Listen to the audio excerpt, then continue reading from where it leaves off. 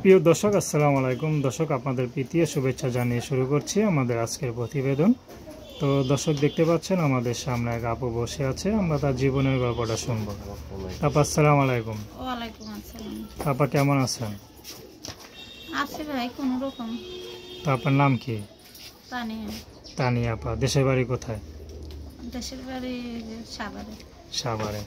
তো তানিয়া আপা, আপনার জীবনের গল্পটা একটু বলেন, আমরা শুনি। কি কষ্টে আছেন? ভাই অনেক কষ্ট আছে। বিয়ে হয়েছিল আমার, বিয়ে হয়ে যৌতুকি টাকা দিতে পারি নাই, তার জন্য স্বামী চলে গেছে। আচ্ছা, তো যৌতুকের টাকা? আমার মা আচ্ছা, 1 লক্ষ টাকা দিতে চাইছিল। মানে বিয়েটা হয়েছিল কিন্তু বিয়ের পরে মানে টাকাটা দিয়ে যাচ্ছিল? দিতে চাইছিল 6 মাসের মধ্যে সংসার শেষ। আচ্ছা আচ্ছা, মানে আর দিতে পারেন নাই? না, আমার মায়েরই অসুখ এখন, আমার মার জন্যই আমি প্রতিবেদন আইছি। তো বাবা কোথায়?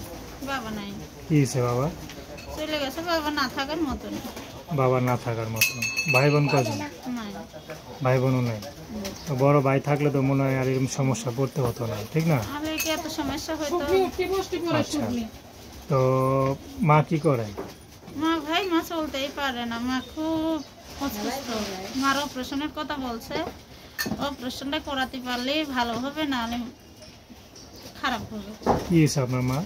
হার্টের ওষুধ, হার্টের হার্ট সমস্যা। নষ্ট। তো অনেক টাকা প্রয়োজন, ঠিক না? অনেক টাকার ভাই, 1 লক্ষ টাকা চাইছে।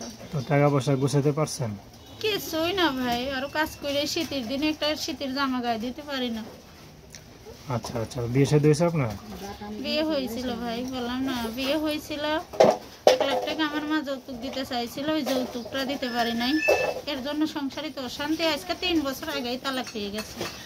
আচ্ছা, তো এখন ভবিষ্যৎ নিয়ে কি চিন্তা করতেছেন?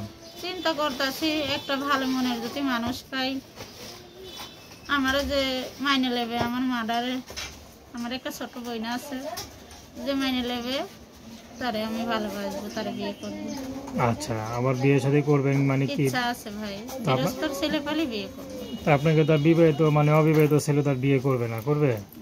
না ভাই, অবিবাহিত লাগবে না, বিবাহিত ছেলে একটা বয়স্ক লোক পাইলে আমার মাদারও চিকিৎসা করবে, তার জীবনের লিগে আমিও ভালোবাসবো। আচ্ছা, তো বিবাহিত পুরুষ হলে বিয়ে করবেন? হ্যাঁ ভাই। তো আপনার সাথে কিভাবে যোগাযোগ করবে? নাম্বারটা বলে দিন। এই নাম্বারে ফোন দিলে আপনাকে পাওয়া যাবে? হ্যাঁ ভাই। আপনার সবসময় ফ্রি থাকেন? হ্যাঁ ভাই, ফ্রি থাকি না, কাজ করি, তারপরে ফোন ধরবো, চেষ্টা করবো। আচ্ছা, আপনার নাম কি বললেন? তানিয়া। তানিয়া আপা। তো দর্শক, আপনারা যদি তানিয়া আপার সাথে যোগাযোগ করতে চান তো তার নাম্বারটা হচ্ছে 01850398438।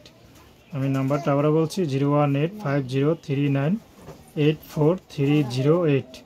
এই নাম্বারে ফোন দিলে আপনারা কিন্তু তানিয়া আপার সাথে যোগাযোগ করতে পারবেন। তো দর্শক, প্রেম, ভালোবাসা, সাহায্য সহযোগিতা, বিয়ে শাদী করা একান্ত আপনাদের ব্যক্তিগত ব্যাপার। তো আসুন আমরা 5 ওয়াক্ত নামাজ পড়ি, সবসময় দেশের সেবা করি। আসসালামু আলাইকুম।